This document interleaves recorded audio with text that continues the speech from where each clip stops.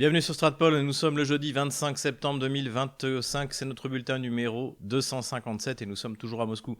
Avant de démarrer cette vidéo, n'hésitez pas à aller voir en description comment vous pouvez nous aider sur Tipeee, Patreon, Paypal, le canal Telegram payant. Vous pouvez également aller voir dans la page des auto-éditeurs, vous procurez pourquoi pas le livre noir de la gauche française, Ukraine, pourquoi la France s'est trompée, ou tous les autres auteurs qui sont en auto-éditeur.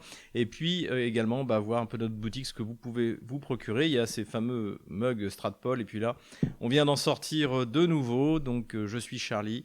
Et également, bien sûr, courage, on les aura avec Vladimir Poutine qui nous a généreusement prêté son image. Voilà, c'est aussi un moyen de nous aider, même si pour l'instant, on ne gagne quasiment rien dessus. Je sais qu'ils sont chers, mais on n'a pas trouvé d'autres solutions. D'ailleurs, si en description de cette vidéo, vous en avez, c'est-à-dire une société qui est capable d'imprimer les t-shirts, les mugs, et ensuite de les envoyer à ceux qui les ont acquis, qui les ont payés, je suis preneur. Aujourd'hui, le distributeur qu'on a est hors de prix. Et sinon, vous pouvez bien sûr vous inscrire à Géopolitique Profonde, vous abonner à Géopolitique Profonde. Le mois de septembre qui finit bientôt est celui où j'ai écrit cet article sur le MH17, mais il n'y a pas que moi, il y a tous les autres auteurs que nous apprécions sur Stratpol, comme Sylvain Ferreira, comme Laurent Ozon, etc. etc. Pierre-Antoine Plaquevent également, mon ami Pierre-Antoine Plaquevent. Voilà, ne manquez ça sous aucun prétexte.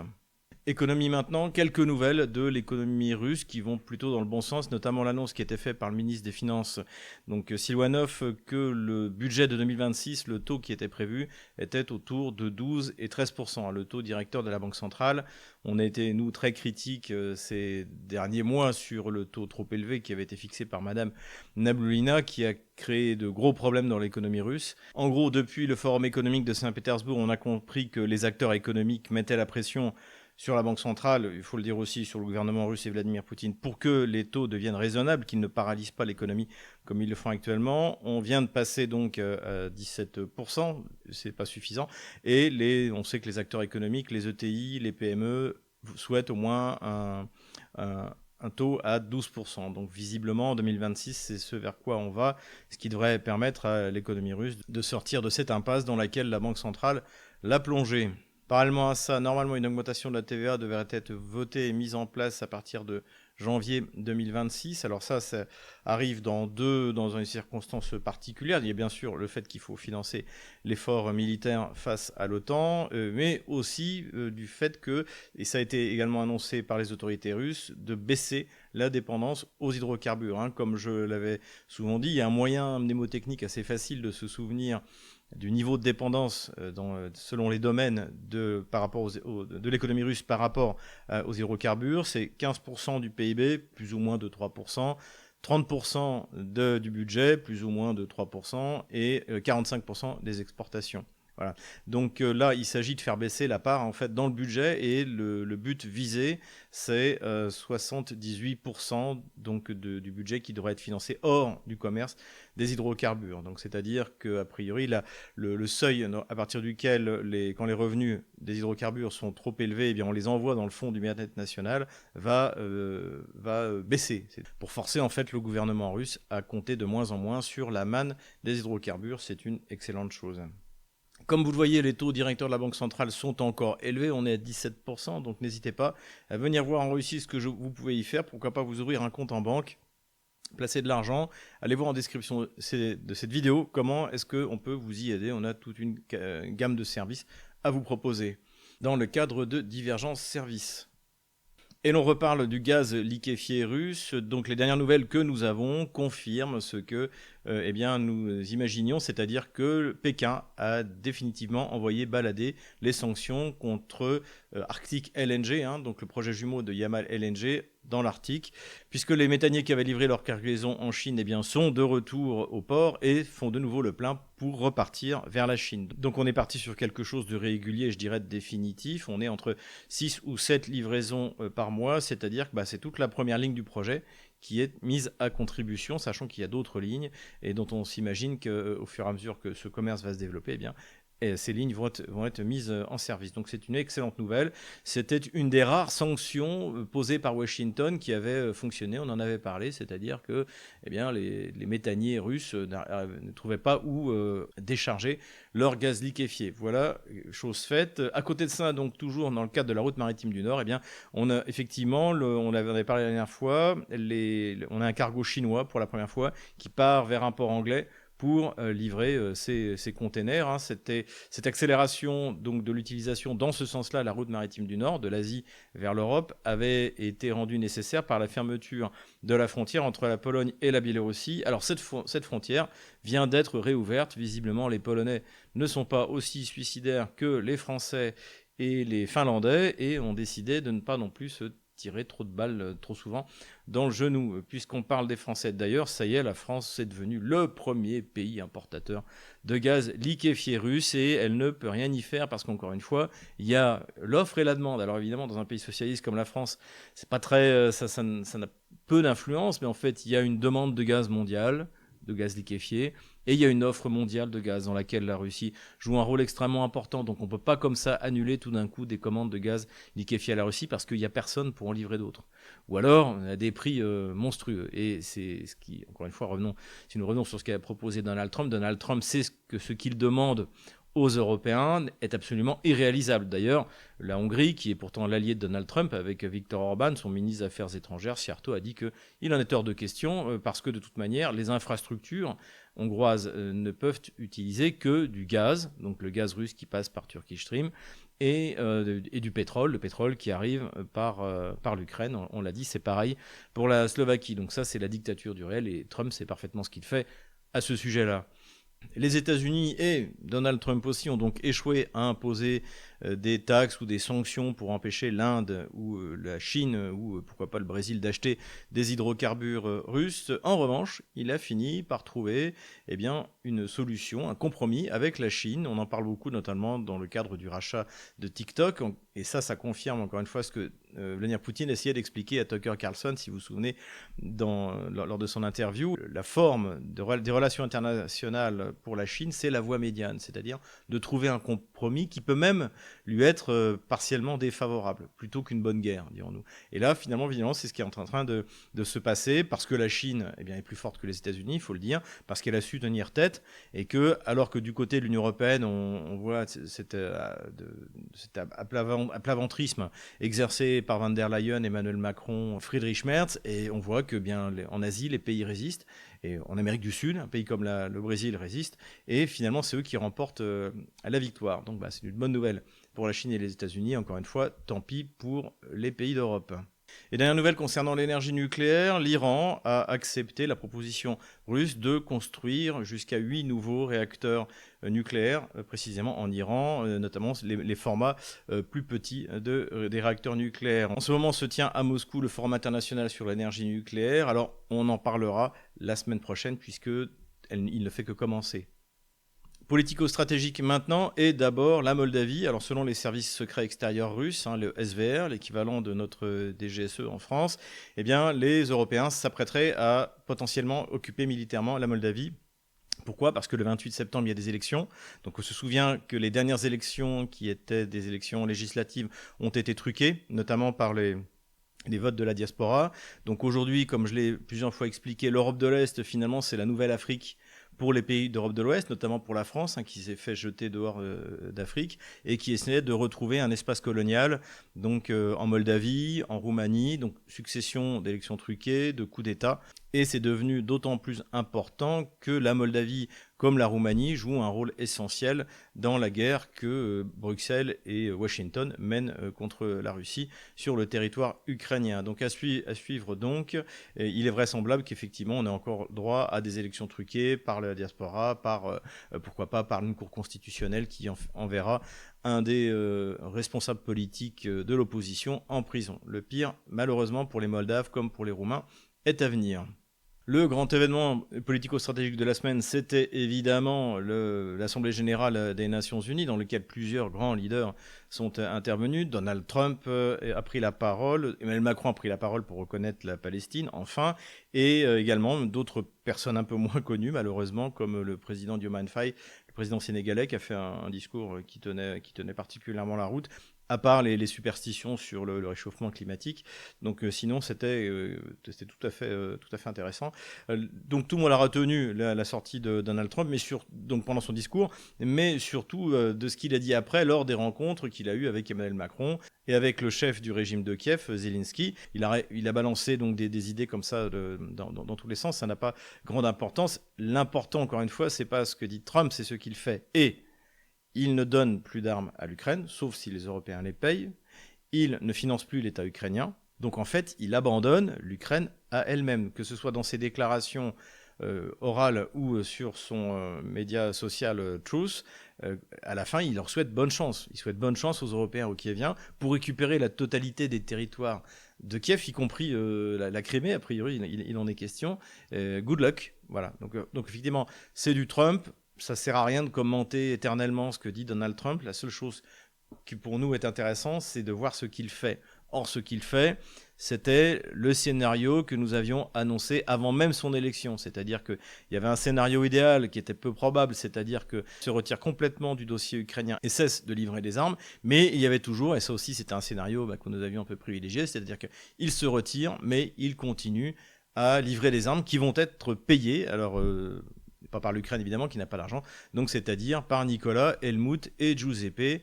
Et ça, c'est quelque chose que les Français doivent bien se mettre dans la tête. Si par hasard il y a encore une dissolution du Parlement français, il faudra bien savoir si le RN, la France Insoumise et le parti de Macron, qui sont les trois grands partis, qui sont tous des partis de gauche d'ailleurs, valident ou pas le financement par Nicolas de la guerre en Ukraine. Ça, c'est quelque chose qui compte et qui devra motiver le vote des Français.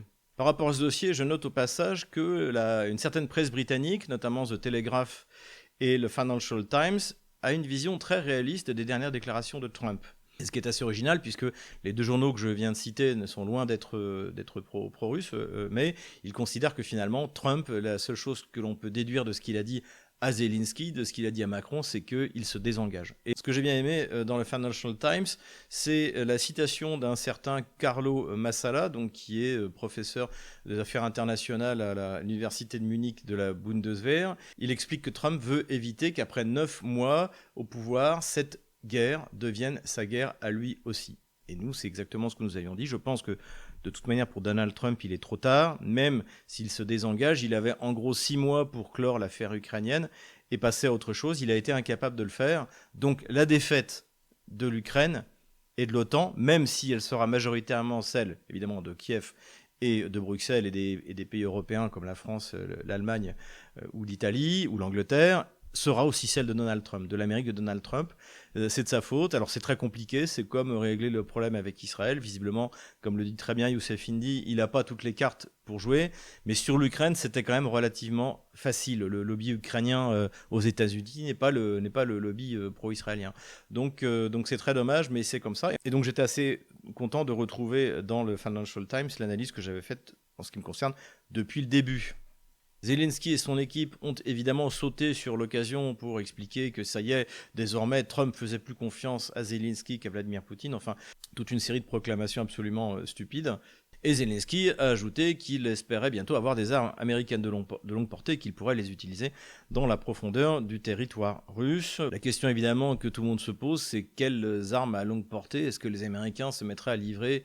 La version terrestre, qui est d'ailleurs toute récente, des Tomahawk, on est quand même peu à l'imaginer, donc on est encore une fois plutôt dans du marketing. Mais il faut quand même souligner qu'un des conseillers de Zelensky, un des plus agressifs, donc Podolyak, a déclaré lui-même qu'il fallait quand même attendre de voir ce que ça donne concrètement sur le terrain et dans l'aide militaire. Or, pour l'instant, encore une fois, à part good luck, c'est-à-dire bonne chance, Donald Trump n'a rien donné aux Européens contre la Russie. Et c'est d'ailleurs ce que constate sur son compte X Donald Tusk, le Premier ministre polonais, c'est-à-dire qu'en fait, il faut arrêter de se bercer d'illusions. Ce que signifient les paroles de Donald Trump, c'est qu'il se désengage du conflit ukrainien. Que fait le Kremlin de son côté? Je dirais comme d'habitude depuis le début avec Donald Trump, ils temporisent et ils font comme vous et moi, c'est-à-dire ils attendent de regarder concrètement ce que va faire Donald Trump. D'ailleurs, dans le cadre des Nations Unies, donc de l'Assemblée Générale, il y a eu une rencontre qui a duré 50 minutes entre Marco Rubio, le secrétaire d'État aux Affaires étrangères, américain donc, et Sergei Lavrov, son homologue russe. Et là, comme c'est professionnel, il n'y a pas de déclaration. Encore une fois, la diplomatie doit être au moins discrète, si ce n'est secrète. Et c'est ça qui est important. Autre chose que je voulais souligner, dans la presse occidentale et notamment française, on essaie souvent de nous faire croire que Vladimir Poutine répond à Donald Trump, répond à Emmanuel Macron, etc.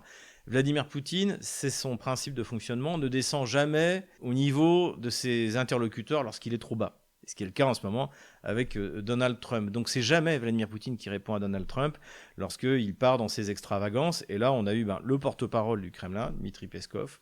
On a eu également de facto Sergei Lavrov, et encore avec beaucoup de distance, et Dmitri Medvedev qui occupe une position qui est annexe en fait par rapport au Kremlin. Il est président adjoint du Conseil de sécurité nationale, voilà, c'est pas rien, mais évidemment que son avis compte beaucoup moins que celui par exemple de Peskov, qui est le porte-parole du Kremlin, que celui du porte-parole du ministère des Affaires étrangères ou de Sergei Lavrov. Et l'on voit là, encore une fois, Vladimir Poutine non seulement être en retrait, mais lui proposer quelque chose. Et c'est ce qu'il n'a pas manqué de faire cette semaine, puisqu'il a proposé une prolongation du traité New START sur la limitation des armes nucléaires. Donc ce traité est l'héritage un peu de tous les traités de limitation de la prolifération nucléaire entre les deux grandes puissances à l'époque de la guerre froide, et puis encore dans les années 90, et finalement en 2021, Joe Biden l'avait prolongé avec Vladimir Poutine, et là il arrive à expiration au début de l'année prochaine, en janvier 2026 je crois, et Vladimir Poutine propose de le reconduire d'un an pour permettre aux États-Unis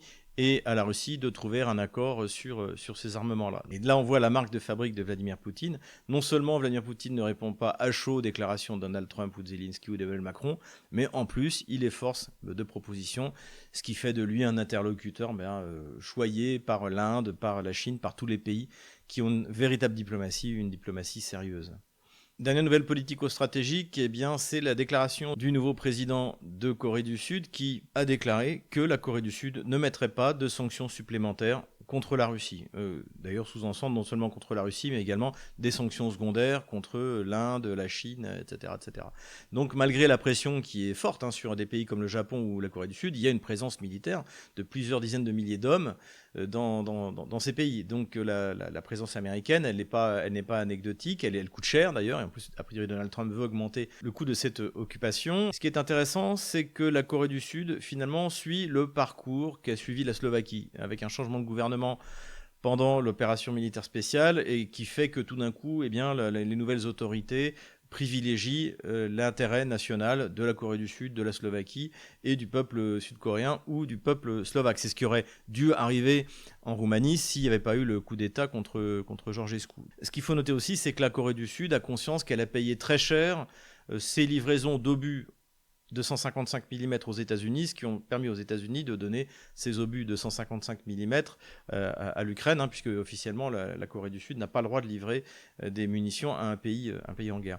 Donc ça aussi, ça avait coûté très cher, puisque à partir de ce moment-là, les Russes se sont encore plus rapprochés de la Corée du Nord, et que pour finir, il y a une coopération militaire comme il n'y en a jamais eu, avec un partage d'expérience, et Dieu sait que l'armée russe aujourd'hui est la première du monde, la plus efficace. Donc aujourd'hui, les Sud-Coréens sont de leur côté, et ils voient que l'armée nord-coréenne a fait un saut qualitatif tout à fait significatif. Donc voilà, réalisme de la part des nouvelles autorités sud-coréennes. Ce qu'on observe aussi également avec le Japon. Le Japon, encore une fois, ne prend aucune sanction énergétique contre la Russie, et Mitsubishi est toujours présent à Sakhalin, et il y a d'autres projets qui vont être mis en œuvre, et vous allez voir que finalement sur Sakhalin 3 vous allez avoir arrivé Exxon, vous allez avoir arrivé des compagnies pétrolières américaines. C'est comme ça s'appelle le monde réel, c'est ça d'être dirigé par des nationalistes en fait, qui ne servent qu'une seule idéologie, c'est celle des intérêts de la France et des Français, des Sud-Coréens et de la Corée du Sud.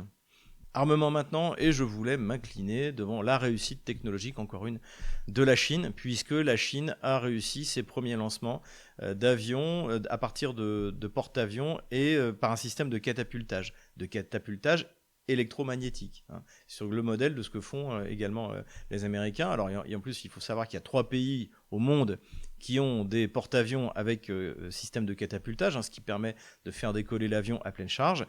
C'était les États-Unis, d'ailleurs, ils nous ont installé leur système sur notre porte-avions Charles de Gaulle, alors qui est un système de catapultage à vapeur, je crois, mais qui, eux, dans leur nouvelle génération de porte-avions, vont avoir ces catapultes magnétiques, et c'est ce qu'ont également réussi à faire, a priori, les Chinois. Donc chapeau, passer comme ça de rien à un système de catapultage de ce type-là, c'est tout à fait remarquable, et de toute manière, du côté chinois, plus rien ne nous étonne.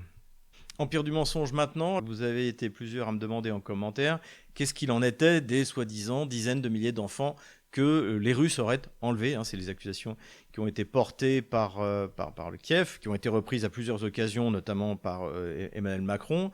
Donc en fait, l'affaire, elle est terminée. Lors des échanges qu'il y a eu il y a 6 mois à Istanbul, entre les délégations russes et les délégations ukrainiennes, les Ukrainiens ont remis une liste de 339 enfants. Ce sont ces seuls 339 enfants qui ont disparu côté ukrainien. Les Russes se sont immédiatement mis à les chercher, ce qu'ils faisaient d'ailleurs depuis le début. Simplement, on n'entend pas parler, mais par exemple, les Émirats Arabes Unis, grâce à eux, il y a eu plusieurs familles qui ont pu être réunies dans la mesure, effectivement, au moment notamment où les Russes se sont retirés de Kherson, de la région de Kharkov, il y a eu des enfants qui ont été séparés. On a connu ça, nous également, pendant la débâcle en 1940. Pour la petite histoire, c'était la mission de mon grand-père maternel, c'était de récupérer ces enfants qui étaient sur les routes sans parents et de les loger jusqu'à ce qu'on retrouve leur famille. Voilà pour la petite histoire. Et donc tout ce qu'on vous raconte sur des dizaines de milliers d'enfants, c'est du grand n'importe quoi. Simplement, ce qui ne plaît pas aux Kieviens, c'est qu'au fur et à mesure que la Russie avance et libère les territoires, bien évidemment, les enfants, mais qui ne sont pas des enfants abandonnés, ils sont tous au sein de leur famille. Encore une fois, l'Ukraine a remis le nom de 339 enfants, dont certains qui sont devenus des adultes depuis. Et les Russes, d'ailleurs, au fur et à mesure, fournissent les dossiers, etc. etc. Donc effectivement, ces enfants et leurs familles profitent de l'école russe et ne vont plus apprendre que Stepan Bandera est un héros, quelqu'un de fantastique et de très gentil, ou Shushkevich, ou tous ces collaborateurs de l'Allemagne nazie, évidemment, ne sont plus des héros, alors qu'ils le sont encore dans l'Ukraine kievienne. Donc la question sur les enfants, elle est définitivement réglée, puisque Kiev a remis la liste de ceux qu'elle souhaitait retrouver. Ce qui est intéressant d'ailleurs, c'est que Kiev, avec cette liste de 339 enfants, s'est piégé de la même manière qu'ils se sont piégés sur le faux massacre de Boutcha. Puisque depuis 3 ans, bientôt et demi, les Russes demandent la liste des morts de Boutcha. Ils l'ont demandé au secrétaire général des Nations Unies, qui est incapable de leur donner. Personne ne sait qui est mort à Boutcha. Pourquoi est-ce que les Kieviens le cachent ? Voilà.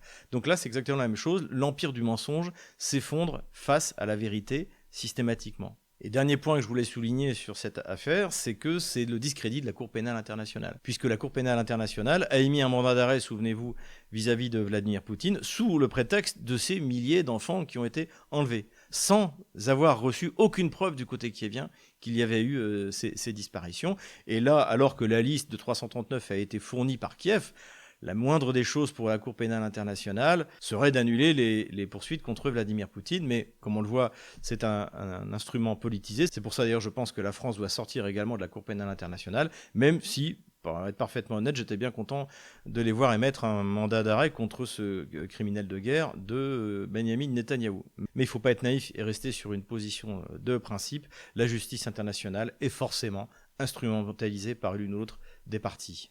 Et tout de suite, le moment bunker. Das war ein Befehl! Et là, le moment bunker, bien évidemment, c'est Donald Trump pour ce qu'il a dit, écoutons-le. Le président américain est même allé jusqu'à qualifier la Russie de tigre de papier. Il regrette d'avoir échoué à résoudre cette guerre. Well, the biggest progress is that the Russian economy is terrible right now. It's, as you know, it's crashing. And that, frankly, Ukraine is doing a very good job of stopping this very large army. Donc il est quand même assez gonflé, c'est qu'il reproche à la Russie de ne pas avoir gagné contre l'Ukraine en une semaine, en laissant entendre que si c'était les États-Unis qui avaient fait la guerre, ils auraient gagné en une semaine. Alors on l'avait rappelé la dernière fois, les Américains ont dépensé plus de 2000 milliards de dollars pendant 20 ans, c'est-à-dire 310 ou 15 millions de dollars par jour en Afghanistan, pour se prendre une raclée et partir une main devant et une main derrière. Donc donner des leçons de victoire militaire à la Russie, qui de toute manière est en train de gagner la guerre en Ukraine, c'est quand même assez gonflé. Et en ce qui concerne l'économie, c'est pareil. Il faudrait mieux que Donald Trump balaye devant sa porte avec l'explosion de la dette américaine, la perte de confiance dans le dollar, la désindustrialisation, alors que, alors que la Russie, elle, suit un chemin tout à fait inverse. Voilà, on aime bien Donald Trump, il nous fait bien rigoler de temps en temps, mais là, il était clairement coincé dans son bunker avec des gens qui n'en sortent pas non plus très souvent, comme Emmanuel Macron ou Volodymyr Zelensky. Et cette semaine, nous avons encore un moment grand architecte. Le grand architecte m'interpelle. Il est la balance qui pèse mes actes et les juge. Les drones ukrainiens, dont le niveau de sophistication atteint des degrés très importants, réussit à attaquer en moyenne une dizaine ou une quinzaine de raffineries, de bases militaires et de systèmes antiaériens et aériens russes tous les jours. À tel point d'ailleurs que la Russie a demandé à la Turquie de lui revendre un S-400, c'est-à-dire un système antimissile très sophistiqué qu'elle lui avait vendu, parce qu'ils sont en train de ne plus en avoir. Donc là, le grand architecte, par l'intermédiaire d'Alain Bauer, nous sort un énorme bobard, puisque déjà, il n'y a eu aucune perte documentée sérieusement de S-400. Voilà. Tout ce qui avait été montré au début du conflit, c'était soit des jeux vidéo, le départ de la fusée ne correspondait pas à un départ de S-400, c'était du grand n'importe quoi. Donc officiellement, personne ne peut prouver qu'il y a eu une perte de S-400. Et les Russes n'ont pas besoin de plus de S-400 qu'ils en ont maintenant, parce que Kiev ne dispose pas de vecteurs susceptibles d'être abattus par les S-400.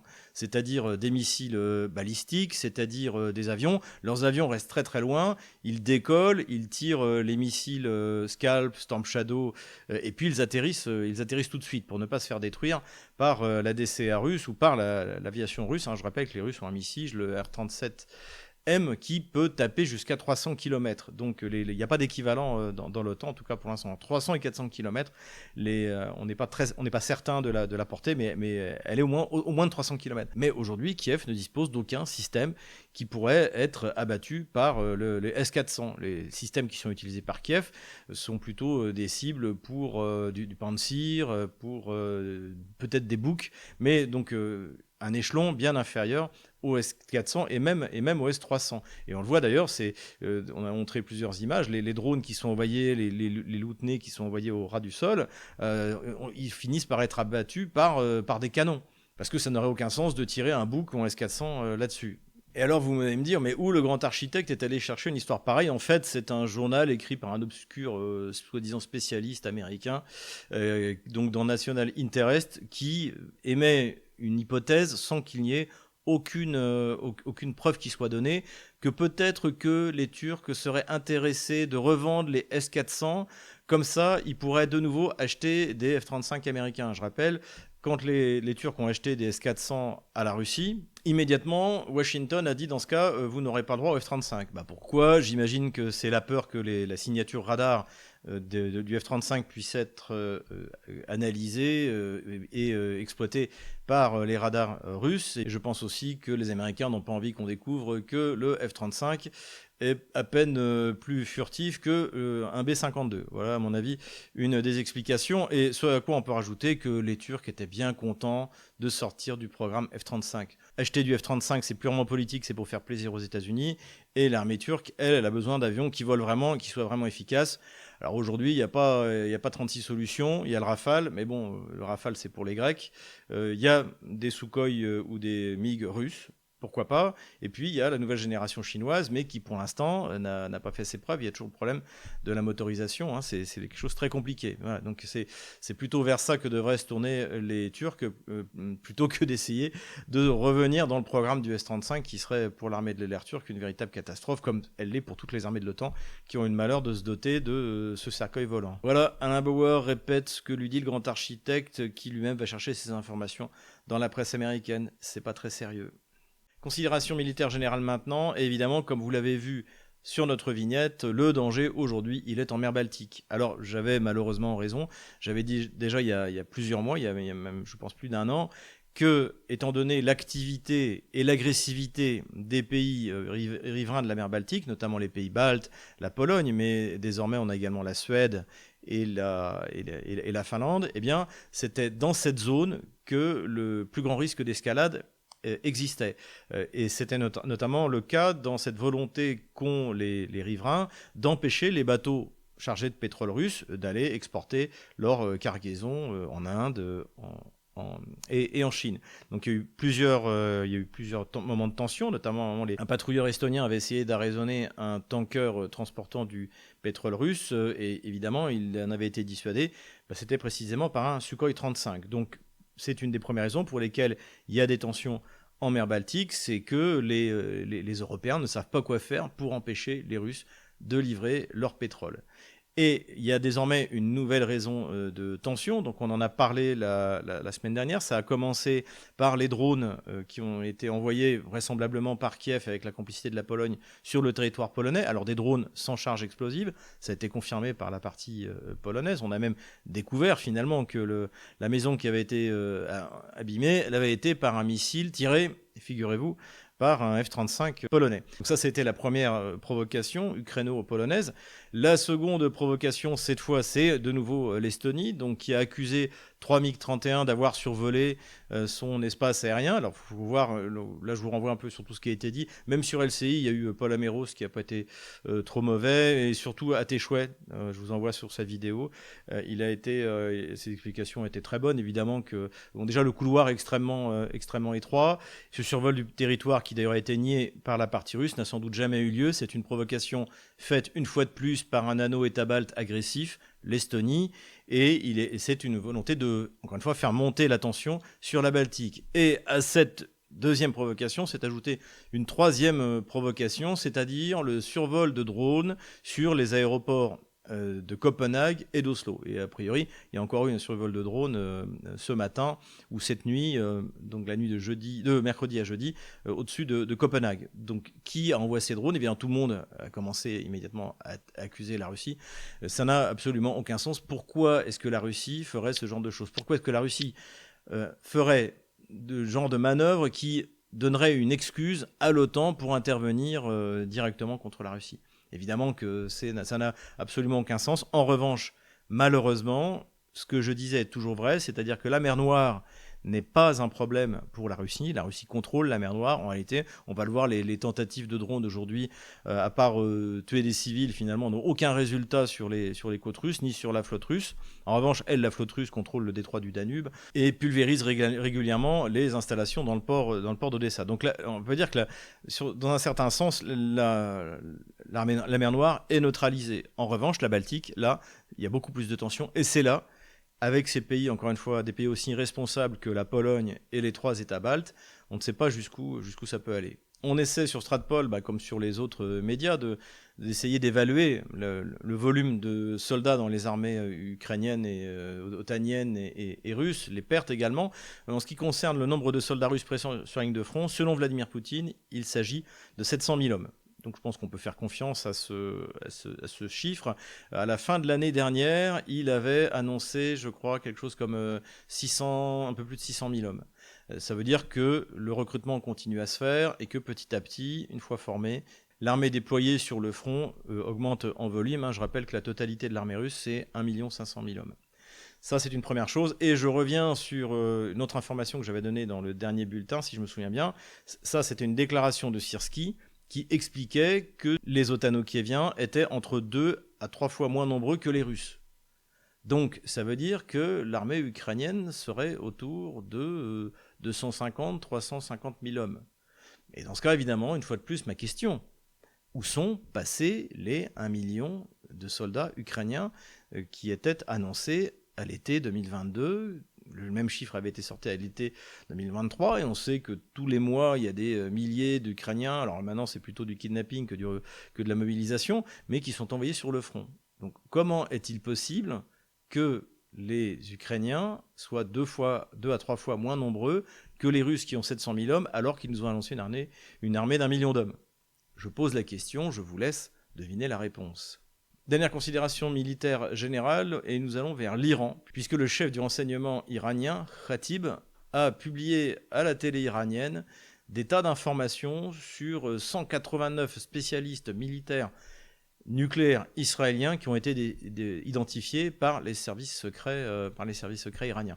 Non seulement, bien sûr, des spécialistes, mais également des installations à double destination, civile ou militaire. Donc, ce qui est intéressant, quand on voit ça, moi je suis pas spécialiste de l'Iran ou d'Israël, par exemple. On va plutôt voir des gens comme Youssef Indy. Mais ce qui est intéressant, c'est que les Iraniens n'ont pas utilisé ces informations pour entraîner une vague d'assassinats contre ces ingénieurs nucléaires. Ce qu'a fait le Mossad à plusieurs reprises, et en plus, s'en est vanté. Donc on voit qu'on a quand même une approche qui est totalement différente. L'Iran cherche avant tout à dissuader, et c'est d'autant plus important cette approche qu'à côté de ça, vous avez le président iranien qui a pris la parole dans le cadre de l'Assemblée générale des Nations Unies et qui a répété de manière extrêmement claire que jamais l'Iran n'avait cherché et ne chercherait à obtenir l'arme nucléaire. Donc là aussi, on voit bien deux approches totalement différentes. Et nous revoilà sur la carte des opérations militaires et on va commencer par un acte qui pourrait être un acte de résistance, c'est comme ça que les Russes appellent ces opérations sur les industries d'armement ou les centres de livraison du matériel otano-kievien vers l'Ukraine. Donc ces petites punaises jaunes, je vous rappelle, c'est là où il y a eu ce genre d'opération de partisans, dirons-nous. Donc en Russie, on appelle ça les actes de la résistance ukrainienne. Et donc là, il y a eu en Angleterre, à 100 km à l'ouest de Londres, à Swindon, un énorme incendie, avec même une grosse explosion qui a donné un champignon sur un site industriel et qui a brûlé et explosé pendant un bon moment. Alors tout le monde se demande ce qu'il y avait dedans et les réseaux sociaux ont trouvé que, en fait, au début de l'année 2026, devrait s'ouvrir à cet endroit-là, donc sur ce site industriel, une production de drones à destination de l'Ukraine. Donc évidemment, si ça se confirme, mais pour l'instant rien n'est confirmé, ça pourrait être effectivement un acte de la résistance ukrainienne. On rebascule maintenant précisément en Ukraine et en Russie pour analyser les frappes dans la profondeur. Donc il y a eu pas mal de frappes dans la profondeur. Une raffinerie à Oufa qui avait déjà été touchée a de nouveau été touchée à Salavat, mais on ne sait pas trop la nature des dégâts.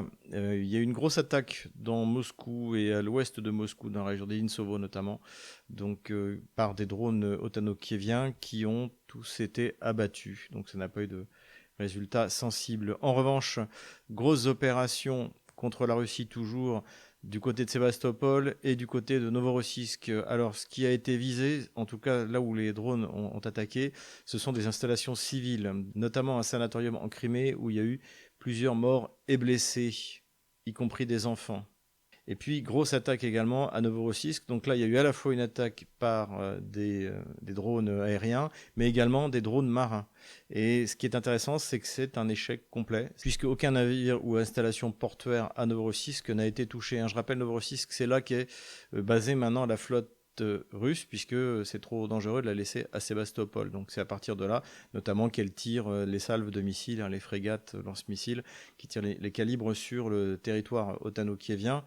Et d'ailleurs, aucune de ces frégates n'a jamais été touchée par les attaques otano-kieviennes. Donc là, visiblement, ce que voulait faire l'OTAN, l'Angleterre plus précisément, c'est d'essayer de pouvoir toucher un navire russe pour pouvoir organiser un plan marketing pour expliquer que l'Ukraine contrôle la mer Noire. Et là, c'est l'échec complet. Donc en plus, les drones qui sont envoyés, les drones marins, désormais coûtent assez cher. C'est entre 200 et 300 000 $ le drone. Et là, il a été abattu, comme on le voit sur ces images, par un drone aérien Lancet, donc qui coûte quelques milliers de dollars. Donc là, le rapport coût-performance est largement du côté des Russes. Et ça fait d'ailleurs très longtemps que les otano-kieviens n'ont pas réussi à toucher un bateau ou une installation navale militaire russe. Alors il y a eu un drone sous-marin, une espèce d'énorme torpille qui était présentée dans un stade à Kiev, mais on ne sait pas trop si c'est là aussi du marketing ou si c'est la réalité, sachant que normalement, si on a une arme comme ça, on la présente une fois qu'on l'a utilisée pour bénéficier de l'effet de surprise. Et là aussi, c'est très caractéristique du fonctionnement otano-kievien privilégiant le marketing à l'efficacité. Les Russes aussi continuent à frapper dans la profondeur. Ils ont frappé dans la zone industrielle de Dniepro. Ils ont frappé également du côté de Kiev et également dans la région de Tchernigov, à Goncharovskoye, ici. Et ils ont tapé un centre d'entraînement, vraisemblablement, otano-kievien, et ça fait très mal. Encore, c'est pareil, l'amateurisme, toujours croissant dans l'armée ukrainienne, qui expose ses soldats à des frappes russes dans la profondeur. Rejoignons maintenant la ligne de front. On va le faire aujourd'hui du nord vers le sud. Donc les Russes continuent à pousser dans la ville de Volchansk à cet endroit-là. La progression également est confirmée à cet endroit-là. Aujourd'hui, c'est officiel. Les Russes ont pris Odranoe à cet endroit-là. Sur Kupiansk, les nouvelles sont contradictoires. Vous avez d'un côté les cartographes un peu de tous les bords qui annoncent une avancée de l'armée russe à l'intérieur de la ville de Kupiansk, et vous avez toujours Yuri Podolaka qui dit que c'est beaucoup moins bien parti que certains le prétendent, et qu'au contraire, les Russes risqueraient de se faire attaquer par l'Ouest pour essayer de créer un chaudron à cet endroit-là. Donc je vous livre les choses telles qu'elles sont pour l'instant. Je n'ai pas d'idée arrêtée. En tout cas, les combats continuent très fortement à Kupiansk. Plus au sud, les Russes continuent à consolider leur position dans la perspective de la future et troisième bataille de Liman. Donc là, on voit les Russes ont complètement nettoyé Chandrigolovo à cet endroit-là. Ils ont commencé à prendre pied dans le visage de Novoselovka ici, donc ce qui leur ouvrirait l'accès vers la rivière Oskol et vers Izium. Alors ce qui est intéressant, si vous vous souvenez, en 2022, les Russes avaient progressé dans cette zone-là en arrivant par le nord et avaient pris Izium avant de prendre Liman. Et là, finalement, c'est l'inverse, c'est-à-dire que la prise de Liman et le contrôle de cette zone au nord de la rivière Donetsk leur permettra en principe de relancer la troisième bataille d'Izium, mais là on parle de quelque chose qui arriverait dans quelques mois. Mais ce qui est clair, c'est que là, la bataille de Liman, elle, est imminente, puisque rien ne semble devoir arrêter la progression des Russes qui continuent à nettoyer la forêt de Serebianka à cet endroit-là. Les Russes avancent également au nord de Seversk, dont on voit clairement qu'ils ont l'intention de l'encercler, donc ils se sont emparés des hauteurs à cet endroit-là. Le village de Doronovka devrait tomber prochainement, et à partir de là, évidemment, c'est le contrôle de cet axe d'approvisionnement par les drones russes qui devient possible. Et là, ça devient problématique pour Seversk, qui, rappelons-le, en plus, est dans une cuvette. Donc là, les Russes sont en train de réaliser un encerclement quasi parfait.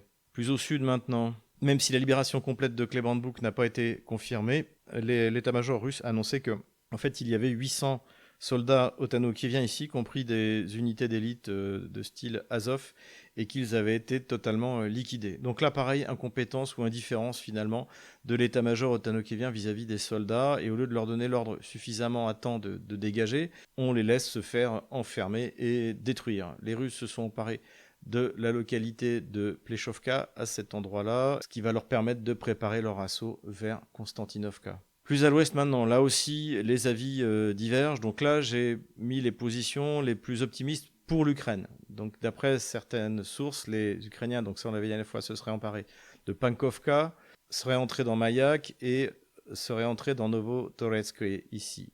C'est pas certain, mais voilà. Donc l'idée, ce serait toujours d'isoler les Russes qui ont réussi à percer il y a un peu plus d'un mois à cet endroit-là pour en fait faire un chaudron. Mais là, contrairement à Kupiansk, quelqu'un d'aussi pessimiste naturellement que Yuri Podolaka ne se montre pas particulièrement inquiet. A priori, on serait plutôt en train d'assister à une tactique que les Russes ont déjà adoptée à plusieurs endroits lorsqu'il y avait des grosses contre-offensive otano-kievienne avec beaucoup d'unités, et c'est le cas dans cet endroit-là où ils voient que l'armée otano-kievienne ne recule pas devant les moyens. Eh bien, c'est d'attirer le maximum de troupes possible pour pouvoir en détruire le plus possible en leur donnant l'illusion d'une victoire possible. C'est ce qu'on avait vu notamment au moment de la contre-offensive otano-kievienne du côté de Kotlino et Udachno. Et finalement, quand les Russes ont décidé de sonner la fin de la partie, eh bien, toutes ces troupes qui ont été mobilisées ont été chassées. Donc c'est peut-être ce scénario-là. En tout cas, ce qui est clair, c'est que les otano-kieviens jouent gros pour leur réputation, puisque si jamais ils arrivaient à faire un chaudron à cet endroit-là, ce serait la première fois depuis le début qu'ils réussissent une manœuvre tactique un peu complexe. Voilà, donc on va suivre ça. Je pense qu'on aura le dénouement de toute manière de cette opération d'ici 1 ou 2 semaines.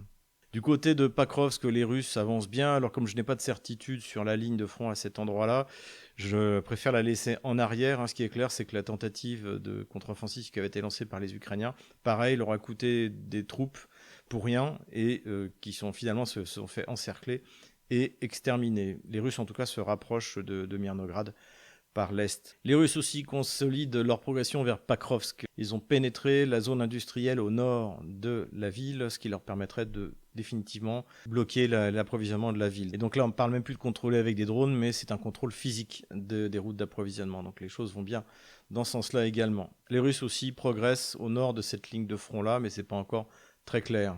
Plus au sud, les Russes continuent leur poussée dans la région de Dnepropetrovsk et dans la région de Zaporozhye, comme on le voit ici. Ils se sont encore emparés, ou ont fini de s'emparer de plusieurs villages. C'est le cas de Berezovo ici, de Kalinovskoye à cet endroit-là. Et du côté de Stepnogorsk, là aussi les Russes avancent à l'intérieur de la ville. Voilà, j'enlève la ligne de front de la dernière fois. Voilà où nous en sommes le jeudi 25 septembre 2025. Voilà, j'espère que cette vidéo vous a plu. N'hésitez pas à vous inscrire sur tous nos réseaux sociaux, hein, parce que évidemment la censure ne va aller qu'en s'accentuant à la fois en Europe en général et en France en particulier. Venez nous voir à Moscou. Pour cela, prenez des cours avec Logios Online, notre partenaire. Voilà. Et puis, en tout cas, les nouvelles sont bonnes sur tous les plans économiques, diplomatiques et militaires. Donc tenez bon, courage, on les aura.